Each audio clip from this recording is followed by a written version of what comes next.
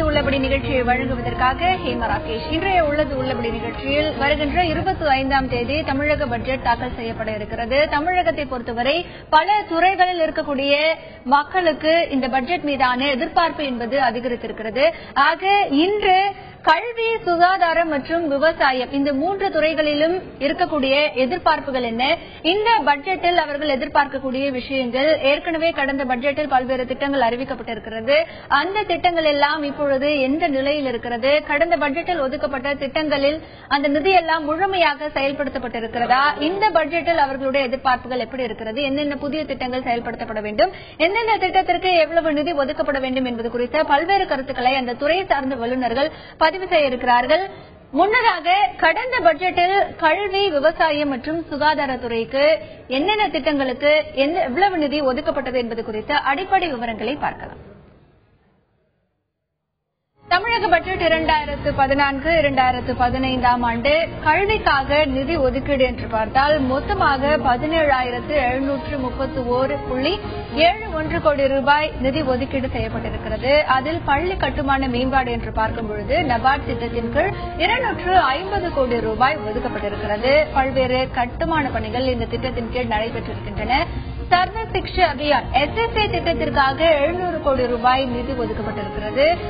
மேலும் பல்கலைக்கழக மேம்பாட்டிற்காக 979.32 கோடி நிதி ஒதுக்கப்பட்டிருக்கிறது. பல்கலைக்கழகங்களில் உள்கட்டமைப்பு மற்றும் மற்ற வசதிகளை மேம்படுத்துவதற்காக உயர்கல்வித்துறை என்று பார்த்தால் 3627.93 கோடி ரூபாய் ஒதுக்கப்பட்டிருக்கிறது. உயர்கல்வித்துறையில் மாணவர்கள் அவர்களுடைய கல்வி தரத்தை உயர்த்துவதற்காக இந்த நிதி ஒதுக்கப்பட்டது. மேலும் முதல் தலைமுறை மாணவர்கள் உதவித்தொகை என்று பார்த்தால் 585.17 கோடி ரூபாய் ஒதுக்கப்பட்டது. முதல் தலைமுறை மாணவர்களுக்கான உதவித்தொகையாக பல்வேறு மாணவர்களுக்கு வழங்கப்பட்டது. சுகாதாரம் என்று பார்த்தால் கடந்த பட்ஜெட்டில் மொத்த நிதியாக 7005.5 கோடி ரூபாய் ஒதுக்கப்பட்டிருக்கிறது. இதற்கு கீழ் பல்வேறு திட்டங்கள் வருகின்றன. அதில் ஒரு திட்டமாக 118 ஆரம்ப சுகாதார நிலையங்கள் தமிழகம் முழுமைக்கும் அமைப்பதற்காக 100 கோடி ரூபாய் நிதி ஒதுக்கப்பட்டது. கிராம மக்களின் நலனை மேம்படுத்துவதற்காக இந்த திட்டம். தேசிய சுகாதார திட்டப்பணிகள் என்று பார்த்தால் 1400 கோடி ரூபாய் இந்த திட்டப்பணிகளுக்காக ஒதுக்கப்பட்டது. இந்த மருத்துவ காப்பீடு திட்டம் என்று பார்க்கும் பொழுது 757.5 கோடி ரூபாய் ஒதுக்கப்பட்டிருக்கிறது மருத்துவ காப்பீட்டு திட்டம். மேலும் தமிழக பட்ஜெட் விவசாயம் என்று பார்த்தால் தமிழகத்தில் இருக்கக்கூடிய அணைகளை புனரமைப்பதற்காக 329.65 கோடி ரூபாய் ஒதுக்கப்பட்டிருக்கிறது. அதற்கு கீழ் பணிகள் நடைபெற்றது. கூட்டுறவு அமைப்பு பயிர் கடன் விவசாயிகளுக்கு வழங்கப்படுவதற்காக 15,000 கோடி ரூபாய் நிதி ஒதுக்கீடு செய்யப்பட்டிருந்தது. தேசிய வேளாண் வளர்ச்சி திட்டத்திற்காக 323 கோடி ரூபாய் ஒதுக்கப்பட்டிருந்தது. இதற்கு கீழ் பல்வேறு நலத்திட்டங்கள் கொடுக்கப்பட்டிருந்தன. கோழி வளர்ப்பு என்று பார்த்தால் 25 கோடி ரூபாய் ஒதுக்கப்பட்டது. வேளாண் இயந்திரமயமாக்கல் திட்டத்திற்காக 100 கோடி ரூபாய் ஒதுக்கப்பட்டது. திருந்திய நெல் சாகுபடி முறைக்காக 3 லட்சம் ஏக்கரில் விரிவாக்கம் செய்யப்பட்டது. ஆக இந்த திட்டங்களுக்கெல்லாம் நிதி ஒதுக்கீடு செய்யப்பட்டது. பயிர் காப்பீட்டு திட்டம் விவசாயிகளின் ஒரு மிக முக்கியமான திட்டம். இதற்காக 242.54 கோடி ரூபாய் ஒதுக்கப்பட்டது. மேலும் பாசன வசதிகளை மேம்படுத்துவதற்காக 3669.79 கோடி ரூபாய் ஒதுக்கப்பட்டது. தமிழக பட்ஜெட்டை பொறுத்தவரை கடந்த ஆண்டு கல்வி, சுகாதாரம் மற்றும் விவசாயத்திற்காக என்னென்ன திட்டங்கள் எவ்வளவு நிதி ஒதுக்கப்பட்டது என்பதை குறித்து ஒரு சில அடிப்படை விவரங்களை பார்த்தோம். தொடர்ந்து இந்த வருட பட்ஜெட்டில் விவசாயிகள் எதிர்பார்க்கக்கூடிய விஷயங்கள் என்ன? தற்பொழுது விவசாயிகளுக்கு எக்கச்சக்கமான பிரச்சனைகள் இருக்கின்றன. பயிர் கடன்கள் வழங்குவதில் தாமதம், மேலும் அவர்களுக்கான வேளாண் கருவிகளை வழங்குவதில் தாமதம், பயிர் காப்பீட்டு திட்டம் என்பது அதை சில இடங்களில் நடைமுறைப்படுத்தப்படவில்லை என்கின்ற ஒரு குற்றச்சாட்டு அவர்களிடத்தில் இருக்கிறது. ஆக இவர்களுடைய எதிர்பார்ப்புகள் எப்படிப்பட்டதாக இருக்கிறது? கீழ் பவானி விவசாயிகள் சங்க தலைவர் திரு நல்லசாமி தன்னுடைய கருத்துக்களை பதிவு செய்திருக்கிறார். கேட்கலாம். விவசாயத்திற்கென தனியான ஒரு பட்ஜெட் வேண்டும். தமிழ்நாட்டில் வனவளமும் மழை வளமும் வெகுவாக குறைந்து கொண்டே செல்கின்றது. பல இடங்களில் இன்று குடிப்பதற்கு கூட தண்ணீர் இல்லை. ஆகவே நீராதாரங்களை மேம்படுத்துவதற்கு கூடுதலான தொகையை ஒதுக்க வேண்டும். அண்டை மாநிலங்களிலே இருந்து நீர் கொண்டுவர முடியாவிட்டாலும் தமிழ்நாட்டில் இருக்கக்கூடிய நீராதாரங்களை பேணி பாதுகாக்கும் வகையில் நிதி ஒதுக்கீடு கூடுதலாக இருக்க வேண்டும் என்பதுதான் எங்களுடைய எதிர்பார்ப்பு. ஆண்டுதோறும் 1 லட்சத்துக்கும் மேலான மக்கள் விவசாயத்தை விட்டு வெளியேறிக் கொண்டிருக்கின்றார்கள். இதற்கு தீர்வு காணும் விதத்தில் இந்த பட்ஜெட் ஒதுக்கீடு இருக்க வேண்டும். விவசாயத்திற்கென்று தனி பட்ஜெட் செய்யப்பட வேண்டும். அது விவசாயிகளின் பிரதானமான கோரிக்கையாக இருக்கிறது. மேலும் தமிழகத்தில் நீர் ஆதாரங்களை மேம்படுத்த வேண்டும் உட்பட பல்வேறு கோரிக்கைகளை வைத்திருக்கிறார்கள். அடுத்ததாக இயற்கை விவசாயிகள் சங்கத்தைச் சேர்ந்த திரு தனபதி தன்னுடைய கருத்துக்களை பதிவு செய்திருக்கிறார். கேட்கலாம். தென்னக நதிகளை இணைப்பதிலே முதல் திட்டமாக காவிரியிலிருந்து குண்டாறு வரை அக்னியாறு வெள்ளாறு வழியிலே இணைக்கின்ற இந்த திட்டத்திற்கான நிதியினை வர இருக்கின்ற பட்ஜெட்டிலே ஒதுக்க வேண்டும் என்ற எங்களுடைய முதல் கோரிக்கையாக வைக்கிறோம். அடுத்ததாக தமிழகத்திலே பல மாவட்டங்கள் கடந்த 3 ஆண்டுகளாக மிகவும் மழையில்லாத வறட்சியால் பாதிக்கப்பட்டிருக்கிறது. இந்த வறட்சியால் பாதிக்கப்பட்டுள்ள மாவட்டங்களை வறட்சி பாதித்த மாவட்டமாக அறிவித்து அந்த மாவட்டத்தில் உள்ள விவசாயிகளுக்கும் கால்நடைகளுக்கும் தேவையான நிவாரணங்களை அரசாங்கம் வழங்க வேண்டும். அதையும் இந்த வர இருக்கின்ற பட்ஜெட்டில் எதிர்பார்க்கிறோம். ரசாயன உரங்களை நம்பி விவசாயம் செய்து இன்று நிலமும் மலடாகி போய்விட்டது. தண்ணீர் தேவையும் அதிகரித்து விட்டது. அதை குறைப்பதற்காக இயற்கை வேளாண்மைக்கு ஒரு சிறந்த முக்கியத்துவம் கொடுத்து வர இருக்கின்ற இந்த நிதிநிலை அறிக்கையிலே இயற்கை விவசாயிகளுக்கு பல்வேறு விதமான சலுகைகளை அளிக்க வேண்டும். தமிழகத்தில் ஆங்காங்கே மழை வளம் குறைந்து காணப்படுவதால் தண்ணீர் வசதிகளை மேம்படுத்துவதற்கான திட்டங்களை அரசு செயல்படுத்த வேண்டும் என்கின்ற ஒரு முக்கிய கோரிக்கையை வைக்கிறார்கள் விவசாயிகள். அடுத்ததாக நாமக்கல் பகுதியில் இருக்கக்கூடிய விவசாயிகள் என்ன கோரிக்கைகளை விடுக்கிறார்கள் கேட்கலாம். விவசாயம்ங்கிறது கால்நடையை சேர்த்துதான் அந்த விவசாயம்ங்கிறது. இப்ப இந்த கால்நடை தொழிலை மேம்படுத்தணும். கால்நடை தொழில் மிகப்பெரிய அளவுல உலக அளவுல சந்தைகள் இன்னைக்கு ஓபன் ஆகிட்டு இருக்கு. இந்தியாவை நோக்கி பல்வேறு வெளிநாட்டு கம்பெனிகள் பல ஆயிரம் கோடிகளை முதலீடு செய்யக்கூடிய ஒரு சிச்சுவேஷன்ல நீங்க உட்கார்ந்துருக்கோம். இந்த நேரத்தில் கால்நடை அது குறிப்பா நாமக்கல் மண்டலத்திலாம் பாத்தீங்கன்னா கிட்டத்தட்ட ஒரு 5000 கோடி வர்த்தகம் பவுல்ட்ரி பிசினஸ்ல நடக்குது. இந்த 5000 கோடி ரூபாய் தொழில் செய்யக்கூடிய இந்த துறையானது ஏற்றுமதி மட்டுமே 5000 கோடிக்கு செய்யக்கூடிய ஒரு வாய்ப்பு இருக்கு. ஆனா நம்ம இன்னைக்கு செஞ்சிட்டு இருக்கிறது வெறும் 150 கோடிக்கு மட்டும்தான். இதுக்கு காரணம் என்னன்னு பாத்தீங்கன்னா அதுக்கு தேவையான அடிப்படை கட்டமைப்புகள் கவர்மெண்ட் செய்து கொடுக்கணும். தமிழகத்தில் பல்வேறு இடங்களில் மிகப்பெரிய கால்நடை சந்தைகள் எல்லாம் இருக்கின்றன. அவற்றை மிக முக்கியமாக மேம்படுத்துவது அவசியம் என்கின்ற ஒரு கருத்து பதிவு செய்யப்படுகிறது. தொடர்ந்து விவசாய சங்கத்தைச் சேர்ந்த திரு ஐயாக்கண்ணு விவசாயிகளின் எதிர்பார்ப்பு இந்த பட்ஜெட்டில் எப்படி இருக்கிறது என்பது பற்றிய தன்னுடைய கருத்துக்களை பதிவு செய்திருக்கிறார். கேட்கலாம். கடுமையான வறட்சியை கடந்த 4 ஆண்டுகளாக விவசாயிகள் சந்தித்து விட்டார்கள். விவசாயிகளுடைய நகையெல்லாம் அடவு வச்சு இன்னைக்கு தாலி குண்டு பாசி மூக்குத்தி எல்லாம் கூட அடவு ஏலம் போயிட்டு இருக்கு.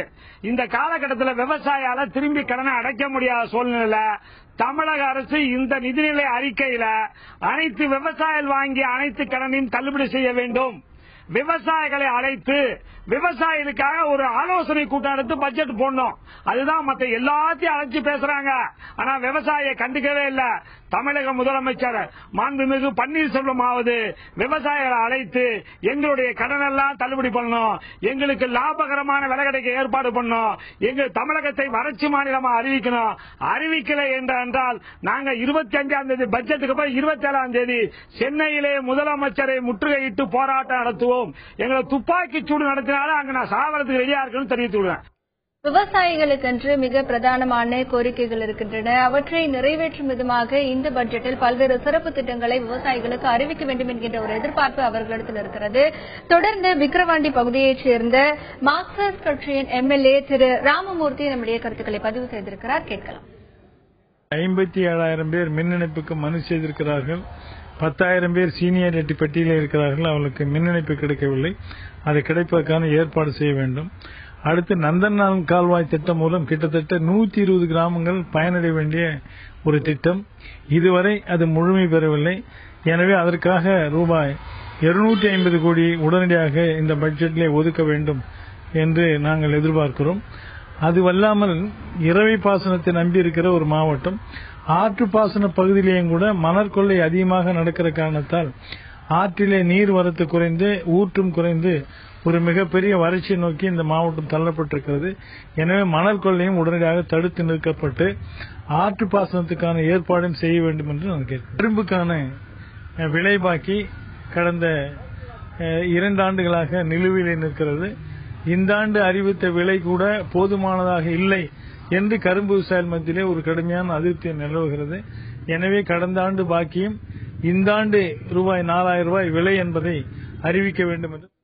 தமிழகத்தில் விவசாயிகள் என்னென்ன விஷயங்களை இந்த பட்ஜெட்டில் எதிர்பார்க்கிறார்கள்? அவர்களுக்கு தேவையான நீர் ஆதாரங்களை மேம்படுத்த வேண்டும், விவசாயிகளுக்கு பயிர்க்கடன்களை விரைவாக வழங்க வேண்டும், வறட்சி நிலையை போக்க பல பகுதிகளை வறட்சி மாவட்டமாக அறிவித்து அவர்களுக்கான நிவாரணத் தொகையை வழங்க வேண்டும், ஆற்று பாசனத்தை மேம்படுத்த மணல் கொள்ளையை தடுக்க வேண்டும் உட்பட பல்வேறு எதிர்பார்ப்புகள் அவர்களிடத்தில் இருக்கின்றன. இதேபோன்று சுகாதாரம் மற்றும் கல்வித்துறைக்கு என்னென்ன எதிர்பார்ப்புகள் இருக்கின்றன என்பது பற்றி விரிவாக பார்க்கலாம். வர 25ஆம் தேதி தமிழக பட்ஜெட் தாக்கல் செய்யப்பட இருக்கிறது. அதில் பல துறை ரீதியான எதிர்பார்ப்புகள் எப்படி இருக்கிறது என்பது பற்றிய விரிவான தகவல்களை பார்த்து வருகிறோம். தொடர்ந்து சுகாதாரத்துறையில் என்ன மாதிரியான எதிர்பார்ப்புகள் இருக்கிறது என்பது பற்றி சமூக சமத்துவத்திற்கான மருத்துவ சங்கத்தைச் சேர்ந்த திரு ரவீந்திரநாத் தன்னுடைய கருத்துக்களை பதிவு செய்திருக்கிறார். கேட்கலாம்.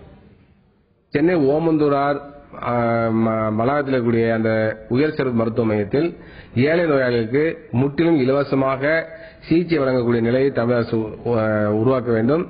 அதற்கு தேவையானவருக்கு நிதியை ஒதுக்க வேண்டும். அதேபோல தமிழகத்தில் இருக்கக்கூடிய பெண்களை அதிகமாக பாதிக்கக்கூடிய புற்றுநோயாக கர்ப்பப்பை வாய் புற்றுநோய் இருக்கிறது. இந்தியா முழுவதும் இந்த தாக்குதல் அதிகமாக இருக்கிறது, பாதிப்பு அதிகமாக இருக்கிறது. எனவே கர்ப்பப்பை வாய் புற்றுநோயை தடுப்பதற்கான தடுப்பூசியை உலகம் முழுவதும் ஏறத்தாழ 100 நாடுகள் பயன்படுத்துகின்றன. இந்த கர்ப்பப்பை தடுப்பூசியை நமது நாட்டு தாய்மார்களுக்கு வழங்க வேண்டும். தமிழகத்தில் இருக்கக்கூடிய பல்வேறு அரசு மருத்துவமனைகள், மாவட்ட மருத்துவமனைகள், மருத்துவக் கல்லூரி மருத்துவமனைகள் போதிய அளவிற்கு அடிப்படையான கட்டமைப்பு வசதிகள் இல்லாமல் இருக்கின்றன. இந்த அடிப்படை கட்டமைப்பு வசதியில் இருக்கக்கூடிய குறைபாட்டின் காரணமாகத்தான் நீலகிரி மாவட்டத்தில் மகப்பேருக்கு அனுமதிக்கப்பட்ட தாய்மார்கள் ஏறத்தாழ 5 பேர் இறந்தார்கள். அதேபோல தர்மபுரி அரசு மருத்துவக் கல்லூரி மருத்துவமனையில் ஏறத்தாழ 12 குழந்தைகள் மேல் இறந்தார்கள். எனவே தர்மபுரி அரசு மருத்துவக் கல்லூரி மருத்துவமனையில் அந்த குழந்தைகளுடைய எண்ணிக்கைக்கு ஏற்ப செவிலியர் இல்லாததும் அதேபோல அடிப்படையான மருத்துவ கருவிகள் இல்லாததும் தான் இந்த இறப்புக்கு காரணம் என்று சொல்லப்பட்டது. எனவே அனைத்து அரசு மருத்துவக் கல்லூரி மருத்துவமனைகளிலும் தேவையான அனைத்து உபகரணங்களையும் கருவிகளையும் தமிழக அரசு வழங்குவதற்கு நிதி ஒதுக்க வேண்டும். அம்மா மருந்துகளை தொடங்க போவதா தமிழக அரசு அறிவித்து ஏற்கனவே 10க்கும் மேற்பட்ட மருந்துகளை துவங்கி இருக்கிறார்கள். 100க்கும் மேற்பட்ட மருந்துகளை தொடங்க போறதா சொன்னார்கள். ஆனால் இதுவரை தொடங்கப்படவில்லை. எனவே அம்மா மருந்தகங்களை மாநிலம் முழுவதும் தொடங்க வேண்டும். தமிழகத்தில் இருக்கக்கூடிய அரசு மருத்துவமனைகளில் அடிப்படை கட்டமைப்பு வசதிகளை மேம்படுத்த வேண்டும் என்பது மிக முக்கிய எதிர்பார்ப்பாக இருக்கிறது. தொடர்ந்து தனியார் மருத்துவக் கல்லூரி முதல்வர் திரு சுகுமாரன் தன்னுடைய கருத்துக்களை பதிவு செய்திருக்கிறார். கேட்கலாம். இந்த வருடம் முன்னரே எதிர்பார்த்து தொற்றுநோய் சம்பந்தமான இப்போ தற்போது 2 மாதங்களாக மக்களை வாட்டி எடுக்கும் டெங்கு, ஸ்வைன் ஃப்ளூ போன்ற நோய்களுக்கான தடுப்பு மருந்துகளையும் அதற்கான ட்ரீட்மெண்ட் கொடுக்கிறதுக்கான மருந்துகளையும் முதல்லயே அடுத்த வருடத்திற்கு ஏற்பாடு செய்து அதற்காக பட்ஜெட் ஒதுக்கி அதற்கு தடுப்பு முறைகள் அரசாங்கம் எல்லாமே செய்து கொண்டிருக்கிறது. இன்னும் கொஞ்சம் எதிர்பார்த்து அடுத்த வருடம் எந்த உயிர்ப்பலியும் நேராமல் இந்த தொற்று நோயிலிருந்து மக்களை காக்கும் வண்ணமாக முன்னரே எதிர்பார்த்து நடவடிக்கைகளை எடுப்பதற்கு பட்ஜெட்டிலே ஒதுக்கினால் நன்றாக இருக்கும். 10% ஹாஸ்பிட்டல்ஸ் தான் பெரிய ஹாஸ்பிட்டல் இருக்கு. ஆனா இன்சூரன்ஸ் பணம் நிறைய போறது அந்த பெரிய ஹாஸ்பிட்டலுக்கு தான். அதனால சின்ன ஹாஸ்பிட்டலும் மீடியம் சைஸ் ஹாஸ்பிட்டல் தான் கிராமப்புறங்களில் நிறைய இருக்கு. அதனால அவங்கள மூலமாக மக்களை நிறைய மக்களை இன்னும் சென்றடைய வேண்டும் என்ற திட்டம். அதனால அவங்களுக்கு கொஞ்சம் பேக்கேஜஸ் கொஞ்சம் ரைஸ் பண்ணி கொடுத்தீங்கன்னா மக்கள் இன்னும் அந்த சின்ன ஹாஸ்பிட்டல் மூலமாக கிராமப்புற மக்கள் பயனடைவாங்க. லைஃப் சேவிங் ட்ரக்ஸ், உயிர்காக்கும் மருந்துகள், உயிர்காக்கும் கருவிகள், இதெல்லாம் நம்ம சின்ன ஹாஸ்பிட்டல்லையும் மீடியம் சைஸ் ஹாஸ்பிட்டல்லையும் வாங்கி வைக்கிறதுக்கு அது கொஞ்சம் டாக்ஸ் ரிபேட், வரி சலுகைகள் இதை கொடுத்தீங்கன்னா நல்லா இருக்கும். இந்த பட்ஜெட்ல தமிழக அரசு ஒவ்வொரு மாவட்டத்திலையும் மருத்துவக் கல்லூரி ஓபன் பண்றதாக அது முன்னரே திட்டமிடப்பட்டு இப்போது செயல்படுத்திக் கொண்டிருக்கிறது. அதை அப்படியே தொடர வேண்டும் என்று நினைக்கின்றோம். தமிழ்நாடு சுகாதார திட்டத்தின் கீழ் உலக வங்கி மூலமாக செயல்படும் அந்த அருமையான திட்டத்தை தமிழக அரசு இந்த பட்ஜெட்டிலும் தொடர வேண்டும் என்று எல்லோரும் நினைக்கின்றோம். தொடர்ந்து திருக்கோவிலூர் தேமுதிக சட்டமன்ற உறுப்பினர் திரு வெங்கடேசன் சுகாதாரத்துறையில் இருக்கக்கூடிய எதிர்பார்ப்புகள் மற்றும் கோரிக்கைகள் குறித்து தன்னுடைய கருத்துக்களை பதிவு செய்திருக்கிறார். கேட்கலாம்.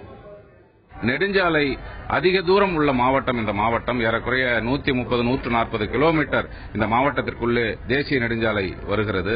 எனவே விபத்துக்கள் பெருமளவிலே இங்கே நடைபெறுகிறது. இதை தடுப்பதற்கு விபத்து தடுப்பு பிரிவுக்காக அனைத்து வசதிகளுடன் கூடிய புரோமா கேர் மருத்துவமனைகளை விழுப்புரத்திலும் உளுந்தூர்பேட்டையிலும் அமைப்பதாக அரசு சொல்லியது. ஆனால் இந்த வரையில் அந்த நடவடிக்கை எடுக்கப்படவில்லை.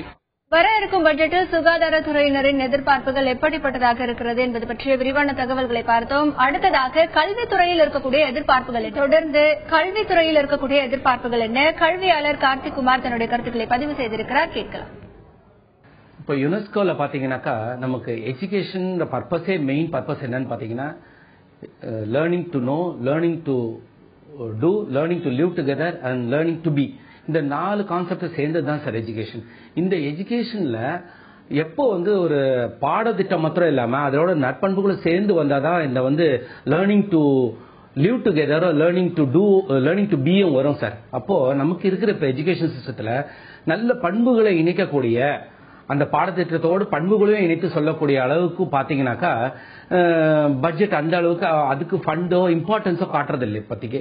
அதை இப்ப கல்வித்துறையில முக்கியத்துவம் படிப்புக்கு கொடுக்கற மாதிரி அதுக்கு உண்டான பட்ஜெட்ல நல்ல பண்புகளை வளர்க்கறதுக்கும், ஃபார் எக்ஸாம்பிள் ஒரு சில கலை நிகழ்ச்சிகள் மூலமா நற்பண்புகளை சொல்றது, குழந்தைங்களுக்கு எந்தெந்த முறையில பள்ளிகள்ல கல்விகள்ல நற்பண்புகளை திணிக்கலாம், எப்படியெல்லாம் பண்ணலாம்னு இந்த பண்பாளர்களை கூப்பிட்டு பேசி அதுக்கு உண்டான பட்ஜெட்டை ஒதுக்குனா ரொம்ப நல்லா இருக்கும் நாங்க ஃபீல் பண்றோம். பள்ளிகளில் கல்வியை தவிர பண்புகளை எடுத்துரைக்கும் விஷயங்களுக்கும் தனியாக நிதி ஒதுக்கீடு அவசியம் என்கின்ற ஒரு கருத்து இங்கே பதிவு செய்யப்படுகிறது. தொடர்ந்து கல்வியாளர் பிரின்ஸ் கஜேந்திர பாபு கல்வித்துறையில் செய்யப்பட வேண்டிய திட்டங்கள் மற்றும் நிதி ஒதுக்கீடுகள், கோரிக்கைகள் குறித்து தன்னுடைய கருத்துக்களை பதிவு செய்திருக்கிறார், கேட்கலாம்.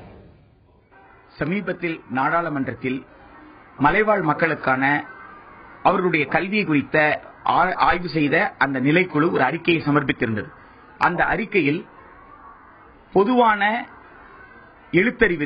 மக்கள் மத்தியில் இருக்கக்கூடிய எழுத்தறிவுக்கும் பழங்குடியினர் மக்களுடைய எழுத்தறிவிற்கும் தமிழ்நாட்டில் தான் மிக அதிகப்படியான வேறுபாடு இருப்பதாக, கேப் ஆஃப் 25%, 25% இருக்குது அப்படின்றத காட்டியிருக்காங்க. அதாவது 80% மேல பொதுவான எழுத்தறிவு இருந்தால் மலைவாழ் மக்கள் மத்தியில வெறும் 54% தான் இருக்கு அப்படின்ற விஷயத்தை காட்டியிருந்தாங்க. அந்த ஆய்வுல மிக முக்கியமா குறிப்பிடப்பட்டது என்னன்னு கேட்டா, இப்படிப்பட்ட இந்த கேப்புக்கு அடிப்படை காரணம் இவர்களுக்கு ஆங்கில வழியில் அல்லது ஹிந்தி வழியில் தான் கற்பிக்கப்படுகிறது.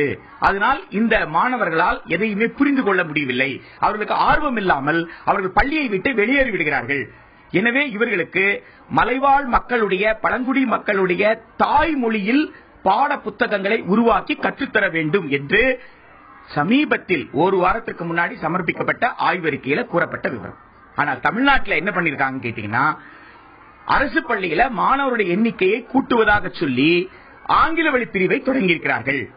எனவே பாராளுமன்றத்தில் தாக்கல் செய்யப்பட்ட இந்த அறிக்கையை 1966 கோத்தாரி குழு அறிக்கையினோடு இணைத்து பார்த்தால், கோத்தாரி குழு ஒவ்வொரு மொழியையும் வளர்ப்பதற்கு அரசு பல முயற்சிகளை மேற்கொண்டு பாட புத்தகங்களை உருவாக்கணும் சொல்லியிருந்தாங்களே, அதை 66 2014 வரைக்கும் அரசுகள் ஏன் செய்யல என்ற ஒரு கேள்வியை நாம் இணைத்து பார்க்க வேண்டியது இருக்கு. அந்த வகையில் தமிழ்நாட்டினுடைய பட்ஜெட்ல நாம் என்ன எதிர்பார்க்கிறோம்னா, அரசு பள்ளிகளை வலுப்படுத்துவதற்கு 1ஆம் வகுப்பிலிருந்து 5ஆம் வகுப்பு வரை தமிழ் மொழி ஆசிரியர் பணியிடங்களை உருவாக்க வேண்டும், ஆங்கில மொழி ஆசிரியர் பணியிடங்களை உருவாக்க வேண்டும், வகுப்புக்கு ஒரு ஆசிரியர், பாடத்திற்கு ஒரு ஆசிரியர் என்கின்ற வகையில தொடக்க பள்ளிகளை வலுப்படுத்தி தாய்மொழி வழியில் தமிழ்மொழி வழியில் கல்வியை கொடுப்பதற்கு அரசு முன்வர வேண்டும், அதற்கான நிதியை ஒதுக்க வேண்டும், இதற்கான கொள்கை முடிவுகளை அறிவிக்க வேண்டும். அடுத்ததாக தனியார் பள்ளிகள் சங்கத்தைச் சேர்ந்த திரு கிருஷ்ணராஜ் தன்னுடைய கருத்துக்களை பதிவு செய்திருக்கிறார், கேட்கலாம். சுயநிதி பள்ளிகளிலே பயில்கின்ற மாணவர்கள் இன்றைக்கு அந்த பருவ கட்டணம் என்பது கமிஷன் போட்ட அந்த நிதி அடிப்படையிலே அவர்கள் ஒரு அளவிற்கு குறைந்த கட்டணத்திலே பயின்று வருகிறார்கள். மேலும் பாட புத்தகங்களும் இலவசமாக வழங்கப்படும் போது அந்த குழந்தைகளுக்கு ஒரு பெரிய, அந்த குழந்தை பெற்றோர்களுக்கு ஒரு பெரிய நிதி சுமை குறையும் என்பதை இந்த நேரத்திலே தெரிவித்துக் கொள்வதோடு, இன்னும் பாடத்திட்டங்களிலே போட்டித் தேர்வுக்குண்டான ஒரு பாடத்திட்டமாக இந்த சமச்சீர் கல்வி பாடத்திட்டத்தை மாற்ற வேண்டும். வருகின்ற பட்ஜெட் கூட்டத்தொடரில் போடுகின்ற அந்த பட்ஜெட்டில் தமிழக கல்வி நிதித்துறை ஒதுக்கும் போது தமிழகத்திலே இயங்கும் சுயநிதி பள்ளிகளுக்கும் அந்த கட்டமைப்பு வசதிகளுக்காகவும் மேலும் நிதி ஆதாரங்களை செலவிட வேண்டும் என்று வருகின்ற 25ஆம் தேதி தமிழக பட்ஜெட் தாக்கல் செய்யப்பட இருக்கிறது. பல்வேறு துறைகளில் இருக்கக்கூடியவர்களுக்கு துறை ரீதியான எதிர்பார்ப்புகள் பல இருக்கின்றன. இன்று கல்வி, சுகாதாரம் மற்றும் விவசாயம் ஆகிய துறைகளில் இருக்கக்கூடிய எதிர்பார்ப்புகள் பற்றி விரிவாக வல்லுநர்கள் தங்களுடைய கருத்துக்களை பதிவு செய்திருக்கிறார்கள். இத்துடன் உள்ளது உள்ளபடி நிகழ்ச்சி நிறைவடைந்தது. தொடர்ந்து வருவது 4 மணி செய்திகள். எப்போதும் இணைந்திருங்கள். தந்தி தொலைக்காட்சி.